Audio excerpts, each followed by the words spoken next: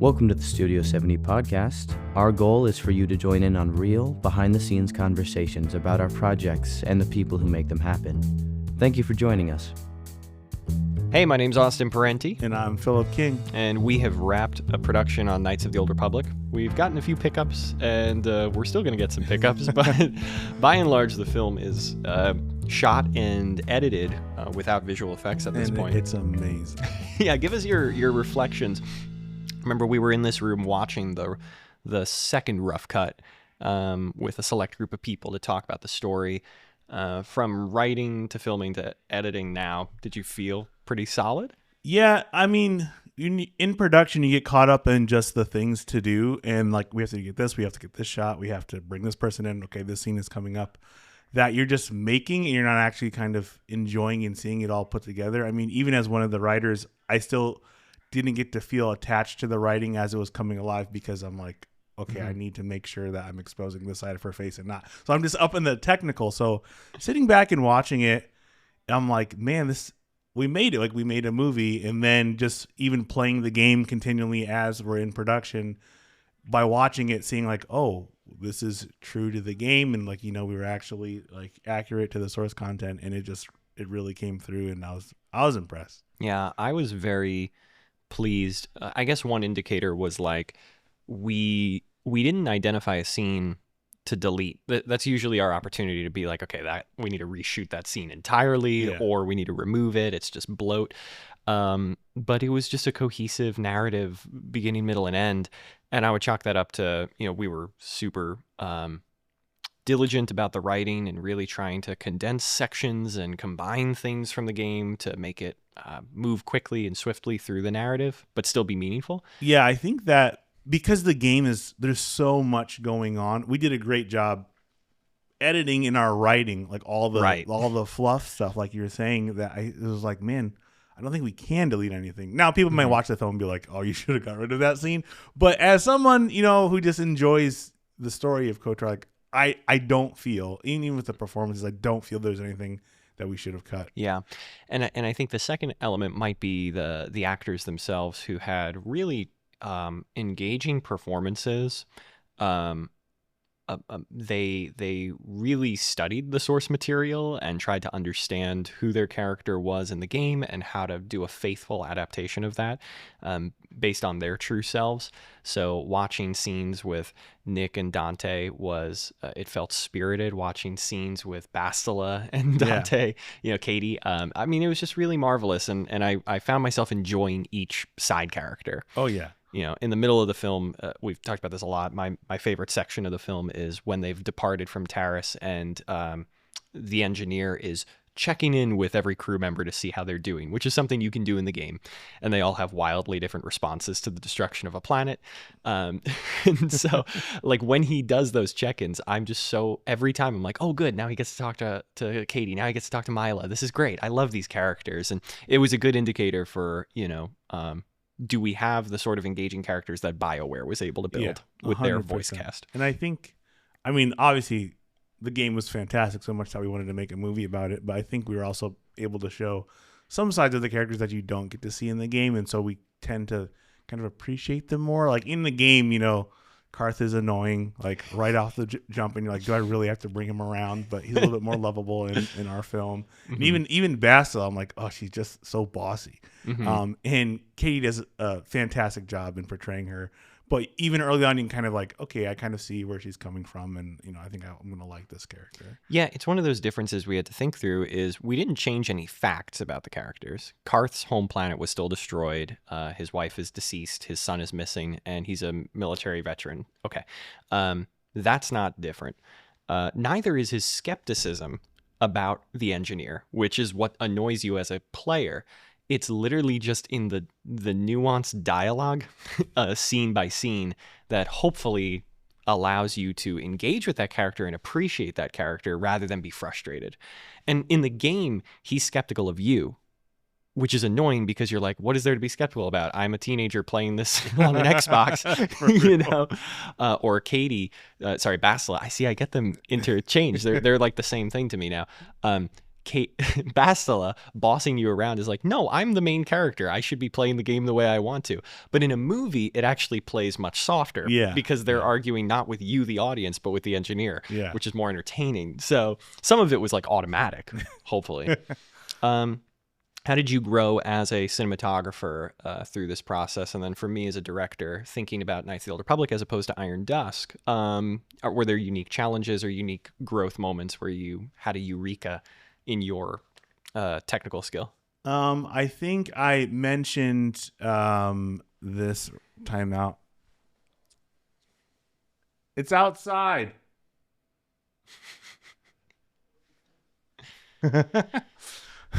All right, and back. Okay. Now what's interesting about KOTOR is that we shot pretty much 99.9% of the film inside the studio. There is one shot where we did go outside, and it was kind of fun for 5 minutes. And then we were all completely over it because we're filming in South Florida. But I think just being comfortable in the, virtual environment and shooting inside a studio with an LED wall, like just more reps on that. Being able to, we're in a confined studio. It's not as big as most virtual production studios, but being able to figure out what works in a tight space, how we can get the shots that we want, and even like lighting in conjunction with our LED wall. And, to get super nerdy here for a second, the early generation LED volumes, like you're not really supposed to use the light that comes from the wall because it's not accurate, right? It might give off more shades of magenta on the skin. And newer walls that if you have tons of money, yeah, of course you can make it look better. But just being able to work with what we have, and I think that was a great thing. Even though we, we're blessed with a lot of equipment, still like not forgetting that fundamental skill in filmmakers, like work with what you have, and getting to light these environments and have them come across convincing. And that was really good. I liked we tried a lot of different more wide shots on this film.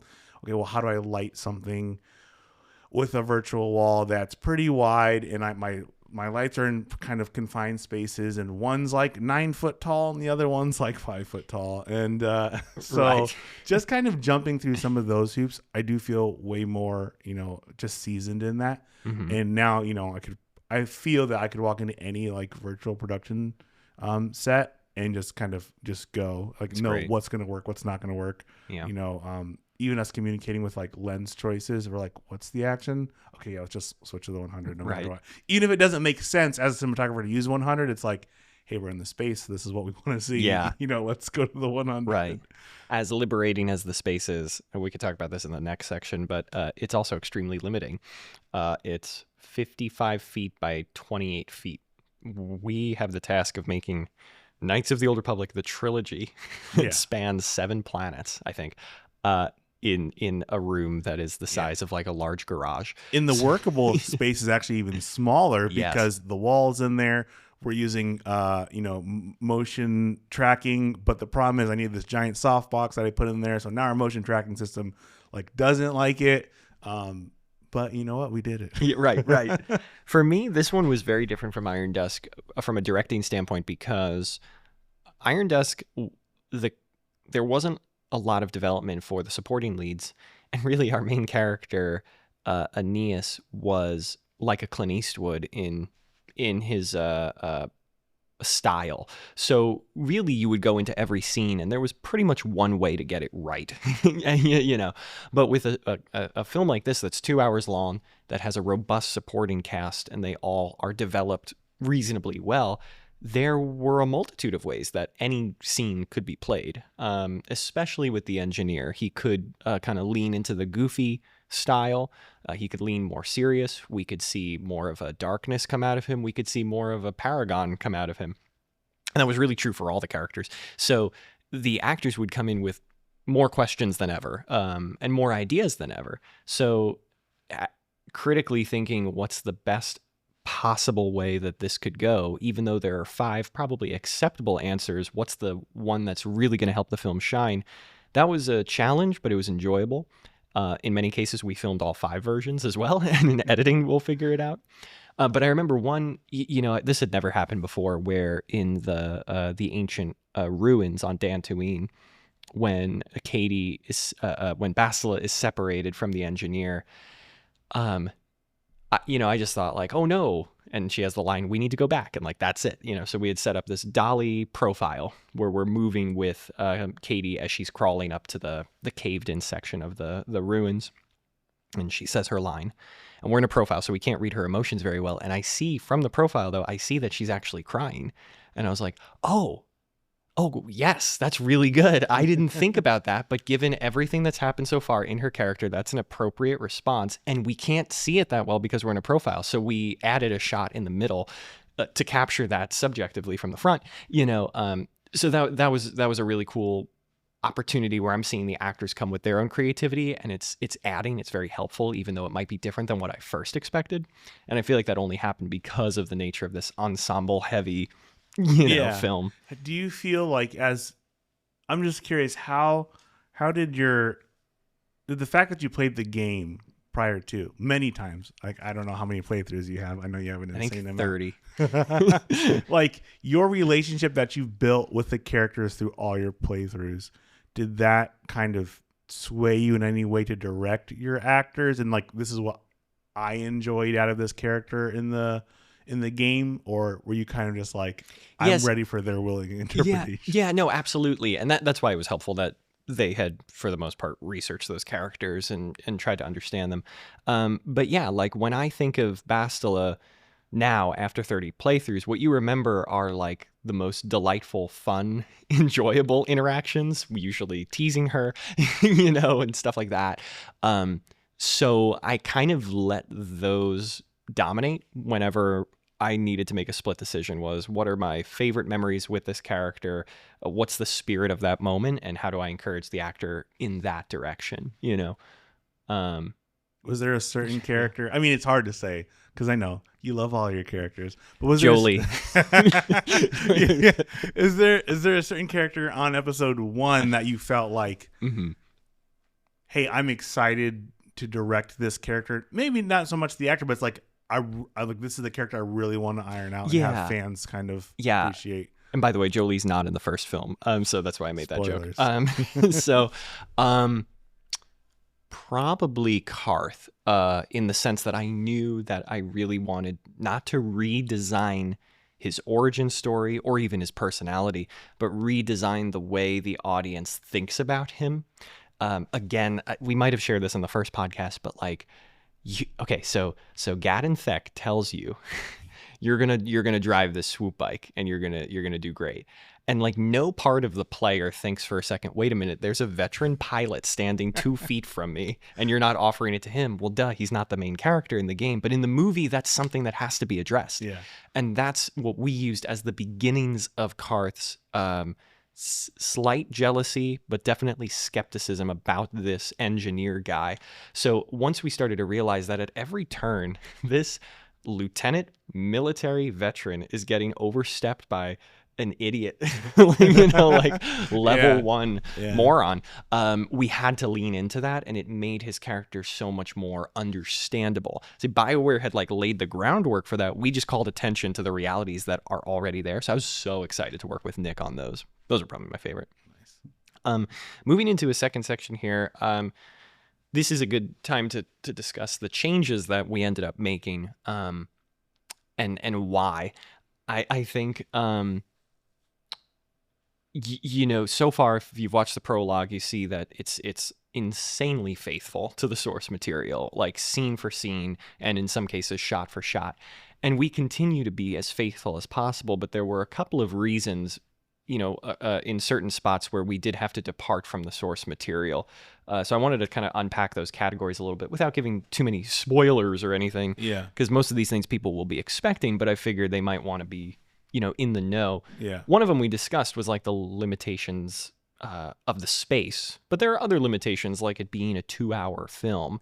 You remember in the writing process how that kind of impacted our shaping of the narrative? Yeah, I mean, this is why I think the most popular entertainment that we engage in society today are TV shows, because you can flush out characters and the development of this giant story arcs in shows, right? You have no limits. Like you have maybe anywhere from 35 to, an hour and 10 minutes per episode, right? Mm-hmm. That's great. And at the end of the season, you have 8 hours of the story.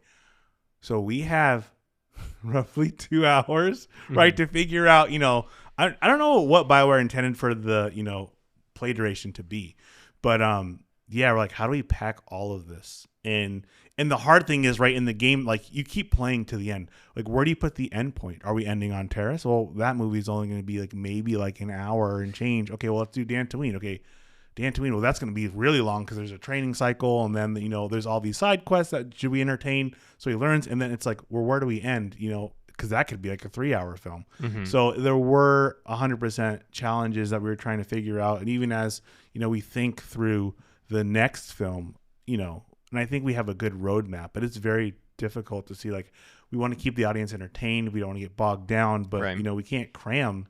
We don't have we make this over the summer. And we teach during the rest of the year. So it's like we need time to prep and shoot things. So we're very limited.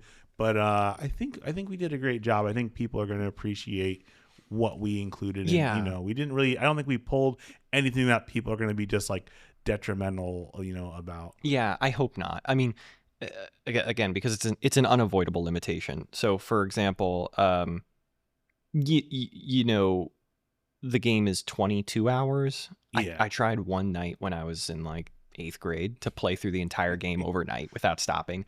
And by sunrise, I had just arrived at Dantooine, so like, it's just so long. And yeah. So, one thing we do is we condense. So like, Sarna in the game, you have to go to the cantina to meet her. You have to meet her at the party in a separate location. Kind of making that one scene rather than two. Yeah, exactly. And tying it up to, like, obviously we all know we love the dueling arena, and it's like, okay, this is an awesome part, but that's we're gonna fight everybody. Yeah, right. And it has zero consequence on the overall narrative, the Correct. escape from Taris. So we place Sarna in the dueling arena to pay homage to it, but he's not going through it. Yeah. And that kind of leads to, well, first, another example, if people are just curious about these tense points due to the runtime of the film, when we decided that Dantooine was like the furthest we could get in terms of just the narrative, we found we needed like a climax to the film. So when you explore the ancient burial mound on Dantooine, it's an exciting, interesting moment, but it's not really a substantial climax. So we ended up beefing that up, and I won't, share exactly how yet, but we basically just made that more glorious and exciting than it actually appears in the game, for the sake of leaving you, the viewer, with an exciting, moment to go off on. Yeah. And they'll see how we did that when they watch the film. But, kind of along the lines of the Sarna thing, another way or motivation for us to change things was when we saw that the game was getting gamey, in the sense, I remember talking about like the swoop bike accelerator. So here's the plot in the game. You have to find Bastila. So you talk to Gadon. Gadon tells you that she can only be won by winning a swoop race. So far, so good. So then he tells you to break into the Black Vulcar base to steal a prototype accelerator so that they could actually win. So you have to go to the Undercity to find Mission. When you find Mission, she says Zalbar has been captured, so she'll only help you find the prototype accelerator if you help her find Zalbar. So you find Zalbar in the sewers, and it's just like this never-ending fetch this, go fetch that, and it doesn't move the narrative forward. Instead, it feels like we're coming to literally a stop sign that tells us go back 50 feet, a U-turn, I should have said. So that's like another example, like where the video game just gets super gamey. Yeah. And I think we did a good job kind of combining things. I mean, like, if, viewers are being very attentive in the film, we'll try to nod to certain things that, we didn't shoot. Like, obviously, like, the Undercity was this huge part of the game. It's kind of like that first checkpoint where it's like, oh, you didn't grind for gear or you didn't buy antidotes. Yep. Yeah, you're never getting out of here. So, but, and we tried to, honor that a little bit. But, it's like, you're 100%. It just gets super, super gamey. I think Dantooine was a little more streamlined just because it's a pretty straightforward planet. If you don't do any side quests, train to be a Jedi, talk to Juhani, go to the ruins, it's done. So really we're just talking about Taris there. Another category that made us make changes maybe was I noted this as like thematic harmony. That if there were two options before us, um, with how to approach a certain section of the film, we would maybe defer to what our identified theme for the overall story was, and which one is going to further that theme. Sometimes this came through in like the characters too, like which character will the engineer partner with to go and do such and such thing, Yeah. or which character is going to make such and such recommendation. So that was sometimes it. Which we had talked also about how Karth, Bastila, and the engineer are really, the game even pushes them as being your three main characters. So making sure that the story focuses on them and that other characters are appropriately secondary to their interpersonal relationships. Sometimes that drove a decision too. Yeah, 100%. Were there any, I'm trying to think if there were any other like motivations or justifications for where we might have departed from the game. Physical limitations, financial limitations. Yeah, that was pretty much it. I mean, if you guys aren't aware, like, we absolutely love the source content and just this whole universe. So like, if we could make it happen, we would definitely make it happen. But yeah, just there's certain things we were limited to doing that. And so, and I think that the film itself will be more, it'll be more enjoyable because we, I thought of one or two people on Discord were understandably not in favor of us gender flopping a few characters. Saul Kareth, Jedi Master Zar, and Dorak are played by women. And this was a product of mostly two things. One thought was, in my mind, and this might not be true, and I welcome anybody to disagree with me on it. They're such, maybe not Saul, but Zar and Dorak in the game are such small characters. 100%. No one walks away saying Zar was my favorite. Yeah. So I'm not sure that at that level of secondary, tertiary character, it really like matters. Right. So like on the one hand, that said, we also just didn't have really many men audition at all. There we have a surplus of very talented women actresses.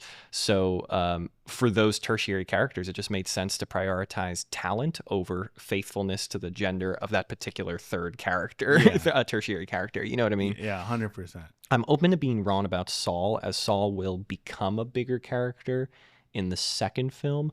But again, I'm not sure that the relationship there with Karth demands that it be a man in order to really experience that betrayal.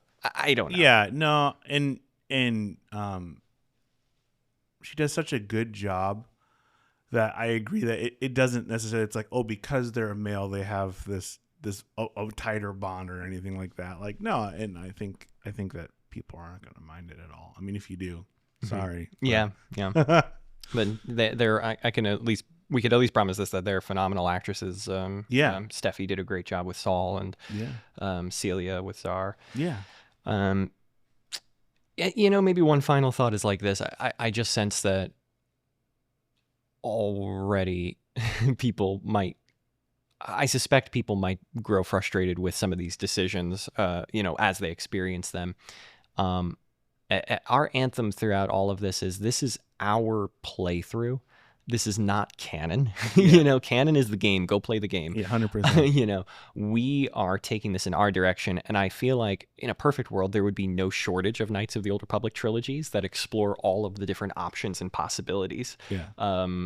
Because everybody's playthrough was unique. So while we were writing, we were really just asking constantly, like, well, what do we want this playthrough to look like? And what we kind of arrived at, I think, was let's make it as true to our first playthroughs as possible. Yeah, exactly. What were our first reactions to this? What were the decisions that needed to be made that we maybe made a mistake on or didn't even realize it was an option, until 100%. A later playthrough? That's kind of been our primary way of navigating some of these decisions. So Yeah, it's not canon.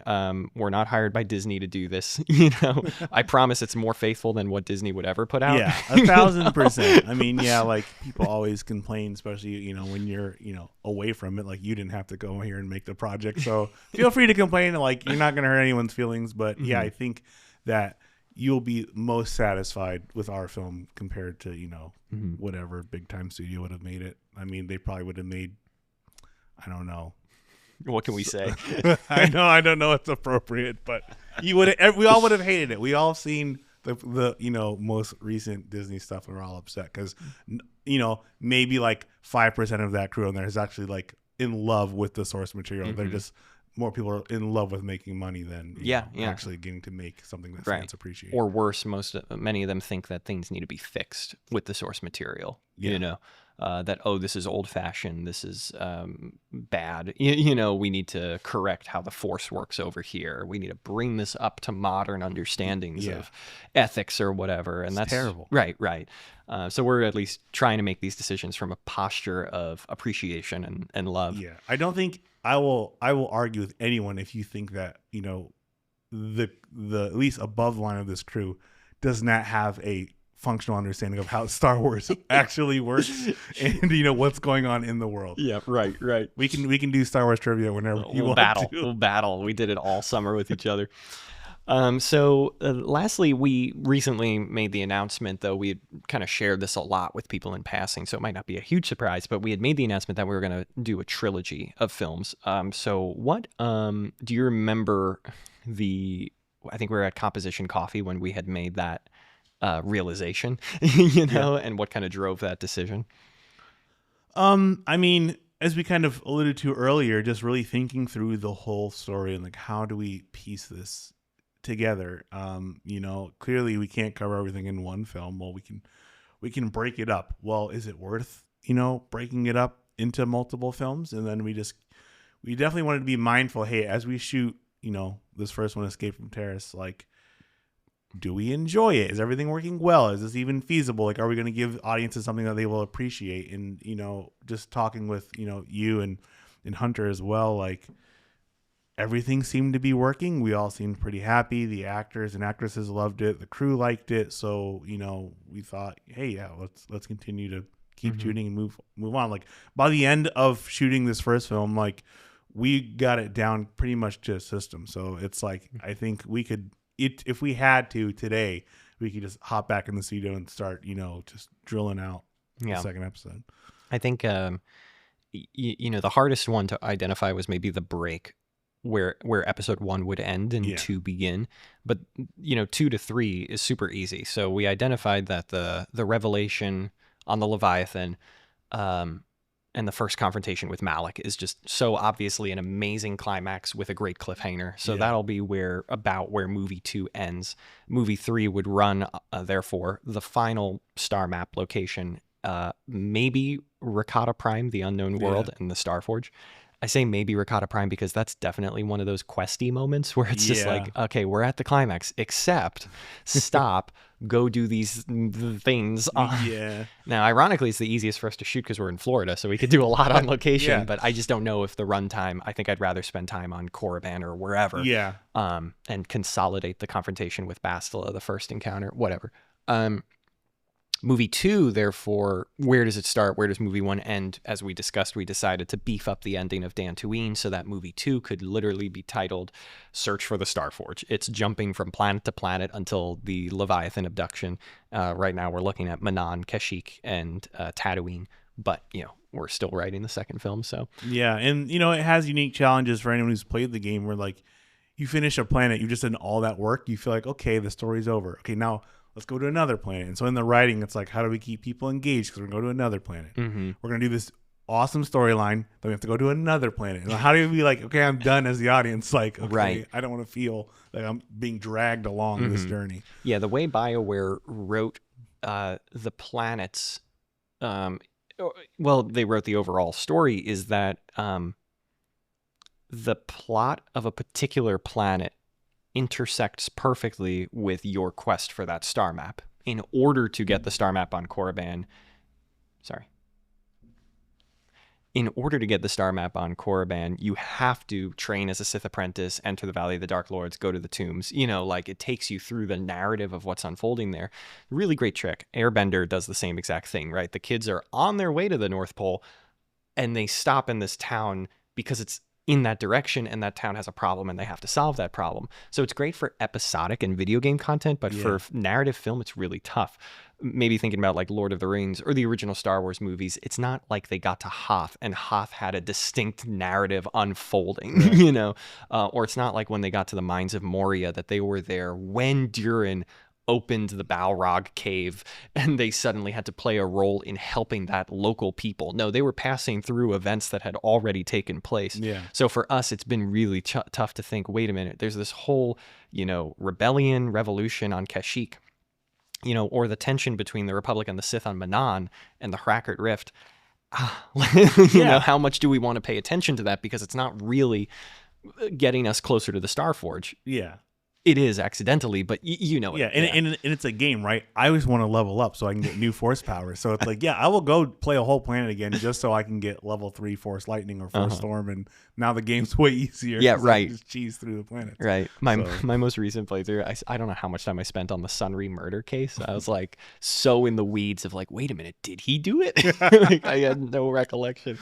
Yes, it's just different. So consolidating episode 2 has certainly been more challenging to write so far than 1, but I think my suspicion is that 3 will be a little easier because it's just everything is clear at that point. Yeah, it's and clear. Focusing towards the final. Yeah, climax. we're trying to get to the ending. So, and like as the audience as well, everyone's like, we know this confrontation is happening, so we'll be able to easily write that. But yeah, like searching through, the Shadowlands and Kashyyyk, like there's so much that we can do. We have a solid idea of what we're gonna do, but I think that we're in a direction that the audience is going to be like, oh, okay, that's very, artfully done. And I think we can enjoy that. If you guys have any questions on anything we've talked about, or you want to interact or kind of just keep up with updates about Knights of the Old Republic, we've got plenty of socials you can follow. One fun way is you could actually hop on our Discord channel as well and directly interact with the cast and the crew there and see more casual updates that I might drop as I'm working on various things in the studio. So yeah, feel free to join those, follow those. Otherwise, we'll be back soon. I think our next time together, I'll introduce to you guys the student director and student producer for Knights of the Old Republic 2 and give you a chance to get to know them. So thanks for joining us. Yeah, see you guys. Thanks again for joining us today. If you enjoyed our content, consider subscribing.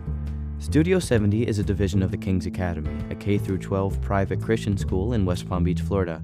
For more information, visit studio70.tv or tka.net.